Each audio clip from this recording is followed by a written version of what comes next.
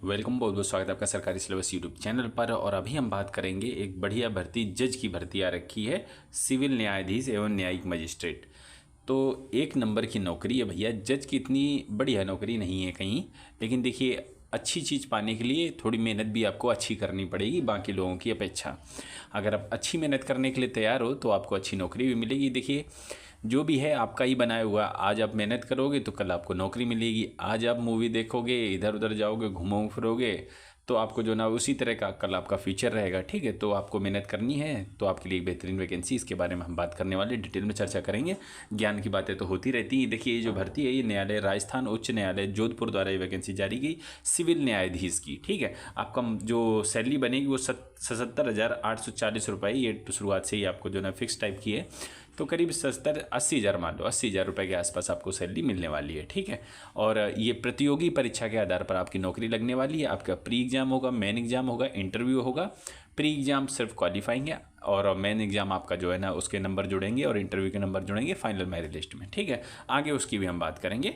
और ये 9 तारीख को अभी नोटिफिकेशन जारी किया गया। आपके ऑनलाइन फॉर्म चालू हो चुके हैं, मैं आपको आगे बताऊँगा, और अपना ऑनलाइन अप्लीकेशन भर सकते हो। भारत का कोई भी बच्चा, यूपी, एमपी, बिहार, तमिलनाडु, चेन्नई, कहीं के भी हो, आप इसमें फॉर्म भर सकते हो। और जो ज़रूरी डिटेल्स है मैं आपको आगे बताऊंगा। ठीक है, अब देखिए कुल जो पद हैं वो 2000 नहीं, 222 हैं। 222 222 वैकेंसी है। ये इसलिए क्योंकि 2022 से कुछ वैकेंसियाँ ये खाली पड़ी थी, वैकेंसी नहीं हो पा रही थी, इसलिए पद खाली 2022 के हैं 83, 2023 के 57, 2024 के लिए 82 पद है। तो इस तरह टोटल आपके 222 पद हो गए। ठीक है, 222 पद आपके हो गए ऑल ओवर इंडिया के बच्चों के लिए। ठीक है, आगे जो ज़रूरी जानकारी बस वही आपको देंगे, और जो इधर उधर की जानकारी उस पर आपका समय नहीं जाया करेंगे, कोई ज़रूरी बात नहीं। ठीक है, अब देखो ये वेबसाइट है, यहाँ पर जाकर अपना ऑनलाइन फॉर्म भर देना, कोई दिक्कत की बात नहीं। ऑनलाइन फॉर्म चालू हो चुके हैं और चलेंगे 8/5। ठीक है, अप्रैल चल रहा मई तक, तो 8 मई तक आपके ऑनलाइन फॉर्म चलेंगे। ठीक है, और आगे देखते हैं। आगे बढ़ने की श्रृंखला में जो सिलेक्शन प्रोसीजर है उसके बारे में आपको बता देता हूँ। सबसे पहले आपकी जो है ना प्रारंभिक परीक्षा होगी।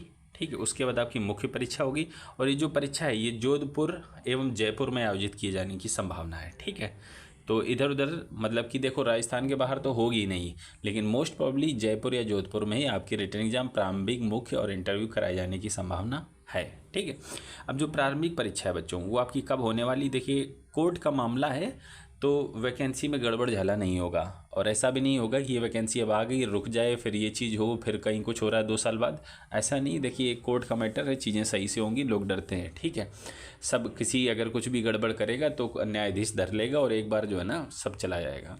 तो इसलिए 16 जून 2024 दिन रविवार को आपकी प्रारंभिक परीक्षा होने की संभावना है। और मुख्य परीक्षा के बारे में अभी नहीं बताया गया है, यथासंभव समय जो होगा उसमें आपको सूचित किया जाएगा। फॉर्म भरने की फ़ीस देख लो, सामान्य वर्ग और ओबीसी वालों के लिए और अन्य राज्य वालों के लिए है 1250। राजस्थान के जो ओबीसी हैं, ठीक है, राजस्थान राज्य के अन्य पिछड़ा वर्ग और नॉन क्रीमी लेयर के लिए, जो पहले था 1250 ये था क्रीमी लेयर के लिए, जो 1000 है नॉन क्रीमी लेयर के लिए, तो उनके लिए 1000, और जो दिव्यांगजन और SC ST वालों के लिए है 750 रुपये। ठीक है, और अन्य राज्य के लिए उनके लिए भी 1200 रुपये ही लिए जाएंगे। तो ये चीज़ हो गई जो फॉर्म फीस के बारे में हमने चर्चा कर ली।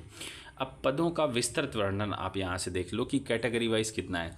अगर आप अन्य राज्य के हो तो कैटेगरी वाइज देखने की ज़रूरत नहीं है, जो आपके जनरल की सीटें हैं बस इन्हीं में आपको फाइट करनी है।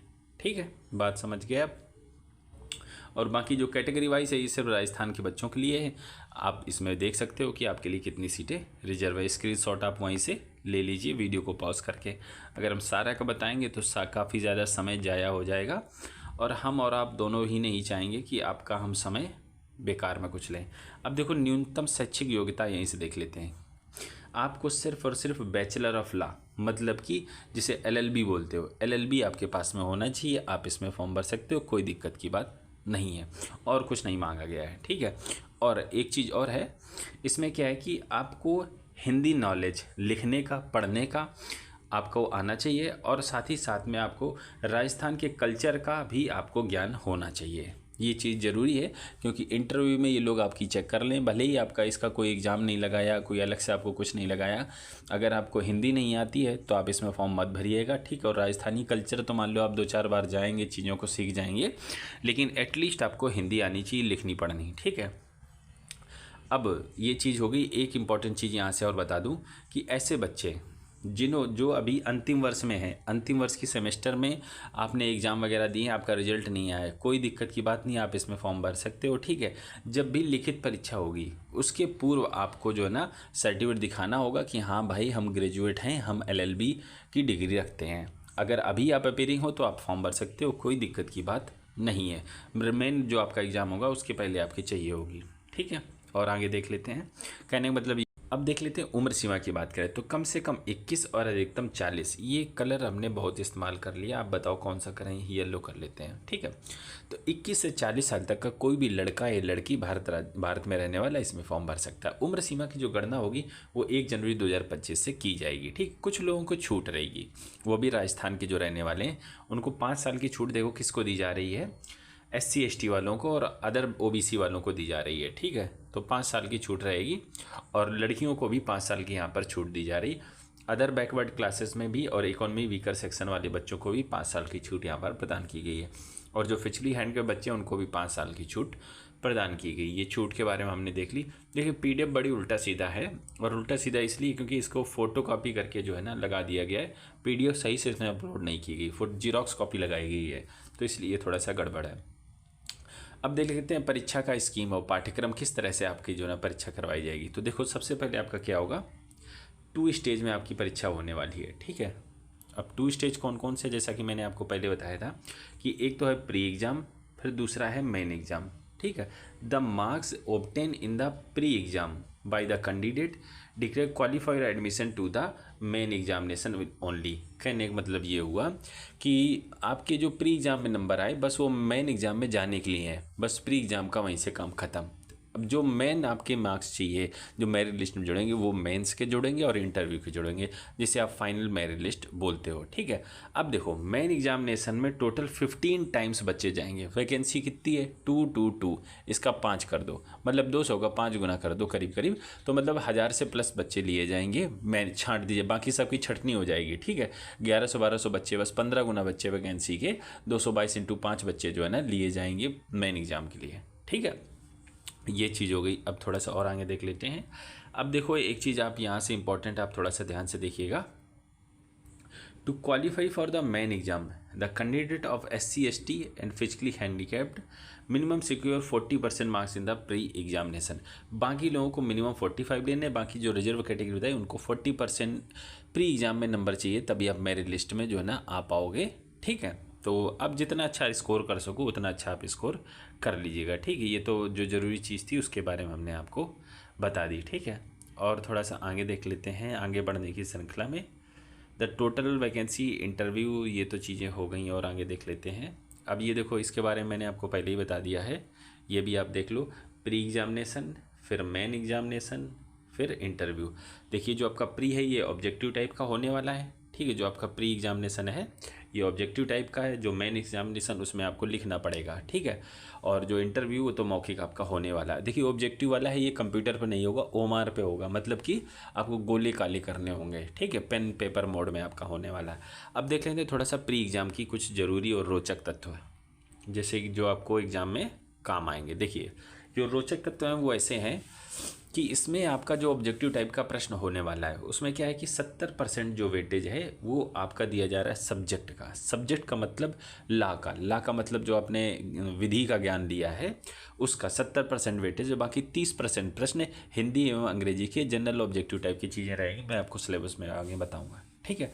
तो 70% वेटेज आपका ला का है। अगर आपको ला भी अच्छे से आ गया तो बस आपकी नैया पार हो गई। तो ला के क्या है कि ला के पेपर 1 एंड ला के पेपर 2 जो आपके हैं ये 70% वेटेज है। बाकी 30% जो वेटेज है वो आपका हिंदी एवं अंग्रेजी लैंग्वेज का है। 30% जो वेटेज है वो हिंदी एवं अंग्रेजी लैंग्वेज का है। बात समझ गए। टोटल आपके प्रश्न हो गए 100 आपके जो है ना मैक्सिमम नंबर भी हो गए। टोटल जो समय मिलेगा आपका 2 घंटे का मिलेगा और there is no negative marking. आप यहाँ से देखिए जो आपका ऑब्जेक्टिव टाइप का प्रश्न है जो आपका प्री एग्जाम है उसमें कोई निगेटिव मार्किंग नहीं है। वैसे जहाँ तक होता है कि अगर ऑब्जेक्टिव पेपर है तो उसमें निगेटिव मार्किंग रखते हैं। अब देखो प्री एग्जाम में क्या क्या रहेगा, लॉ से रिलेटेड क्या रहेगा, पेपर 1 पेपर 2 ये आगे मैं आपको समझाऊंगा। अभी हिंदी में देख लो आपका, ये जो हिंदी का है ये स्क्रीनशॉट ले लो आप अच्छे से, जो है ना देखते रहना घर में। इंग्लिश का भी स्क्रीनशॉट ले लो, ये चीज़ आपसे पूछी जाएंगी। अब मेन एग्जामिनेशन में आ जाओ। मेन एग्जामिनेशन में क्या है, पहले आप प्री एग्जामिनेशन रहो। मैंने आपको बताया कि लॉ के पेपर 1 लॉ के पेपर 2 के बारे में बताऊँगा मैं आपको, ये देख लो। मेन एग्जामिनेशन और प्री एग्जाम में लॉ का सिलेबस वही है। लॉ पेपर 1 आप यहाँ से देखोगे, ठीक है। यही पेपर 1 में भी पूछा जाएगा, इसी से पेपर 2 में भी पूछा जाएगा, तो तैयारी इसकी धुआंधार कर लो, ठीक है। बस अंतर इतना है कि जब पेपर 2 में मतलब मेन एग्जामिनेशन में रहेगा तो ये सब्जेक्टिव रहेगा, और जब आपका प्री एग्जाम में रहेगा तो यही टॉपिक्स रहेंगे बट ऑब्जेक्टिव रहेंगे, ठीक है। ला के पेपर 2 आप यहाँ से इसका भी स्क्रीनशॉट ले लो, यहाँ से इसका भी स्क्रीनशॉट ले लो। अब बात कर लेते हैं आपके मेन एग्जामिनेशन। मेन एग्जामिनेशन में भी आपके लॉ से यही प्रश्न रहेंगे। तो देखो मेन एग्जामिनेशन क्या है कि लॉ आप यहाँ से देखिए 100 प्रश्न रहेंगे, 3-3 घंटे का समय रहेगा, पेपर 1 पेपर 2 करके रहेगा। सिलेबस मैंने आपको बता दिया, ठीक है। इसके बाद आपका लैंग्वेज का रहेगा, तो पेपर 1 हिंदी ऐसे 2 घंटे का रहेगा 50 नंबर का, पेपर 2 हिंदी ऐसे ये भी 50 नंबर का 2 घंटे का रहेगा। इंटरव्यू आपका टोटल 35 नंबर का रहेगा। तो जो आपकी मेरिट लिस्ट बच्चों बनेगी, आप यहाँ से देखिए ध्यान से कि जो आपकी मेरिट लिस्ट बच्चों बनेगी वो किसके आधार पर बनेगी, ये रिटन एग्जाम के बेसिस पर। यही आपके इंटरव्यू के हो गए और ऊपर वाले रिटन एग्जाम, तो जोड़ लो 100 ऊपर वाले कितने हो गए, ये 100 ये 100 200 और ये 50 ये भी 100 हो गया, ठीक है। तो ये आपके 300 हो गए, तो 335 335 इतने नंबरों के आधार पर आपकी फाइनल मेरिट लिस्ट बनाई जाएगी। बात समझ गए। अब जो पेपर 1 लैंग्वेज के हैं उनमें भी देख लो क्या आएगा, अब यहाँ से देख लो। आप जो हिंदी वाला पेपर 1 है उसमें आपका ऐसे राइटिंग इन हिंदी लैंग्वेज रहेगा, और पेपर 2 इंग्लिश का है वो ऐसे राइटिंग इन इंग्लिश लैंग्वेज रहेगा। ऐसे ही लिखना है कि कोई भी टॉपिक दे दिया जाएगा, इंग्लिश में एक में लिखना है, एक में कोई भी टॉपिक रहेगा हिंदी में आपको लिखना है। तो हिंदी अंग्रेजी का ज्ञान आपको ज़रूरी है।